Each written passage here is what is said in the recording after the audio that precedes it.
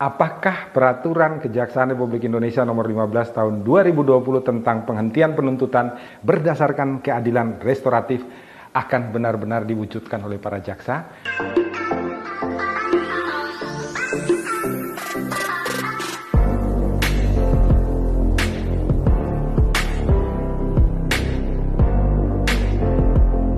Salam Pancasila dan salam penegakan hukum.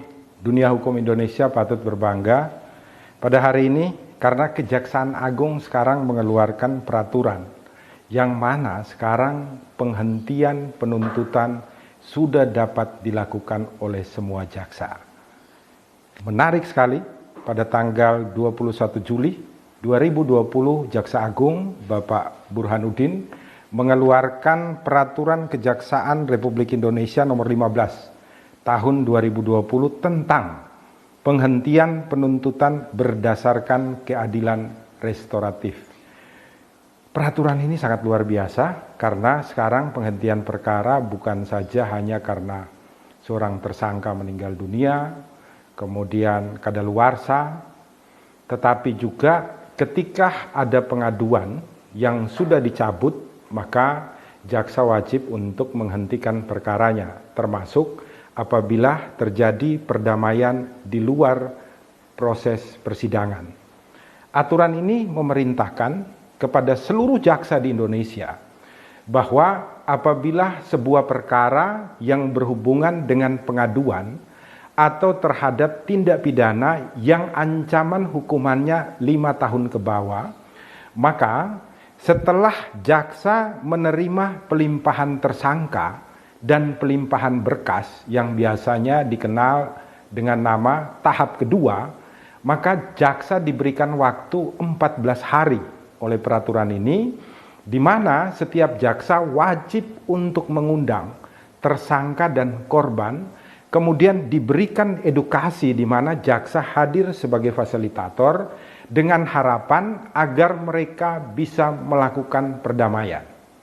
Kenapa demikian? Karena Jaksa Agung mengatakan untuk mewujudkan keadilan kita juga wajib untuk bagaimana setiap perkara itu wajib sederhana, wajib cepat, dan wajib berbiaya ringan. Jaksa Agung juga di dalam peraturan ini sudah mengikuti juga surat edaran Mahkamah Agung tentang umpamanya pencurian atau kerugian-kerugian di bawah 2,5 juta rupiah.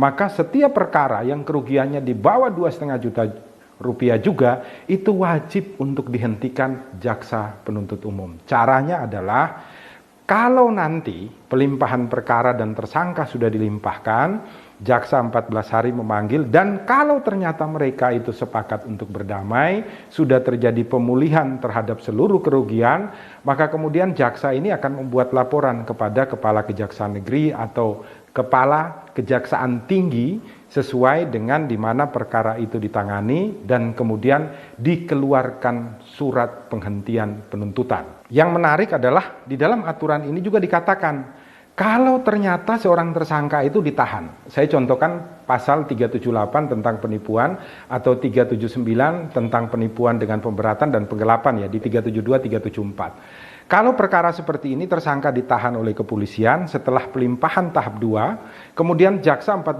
hari memanggil, terjadi perdamaian, penyelesaian kerugian dan pemulihan kerugian sudah dilakukan, maka setelah menghentikan penuntutan, jaksa kemudian diberikan perintah oleh peraturan ini untuk segera mengeluarkan tahanan dari penahanannya.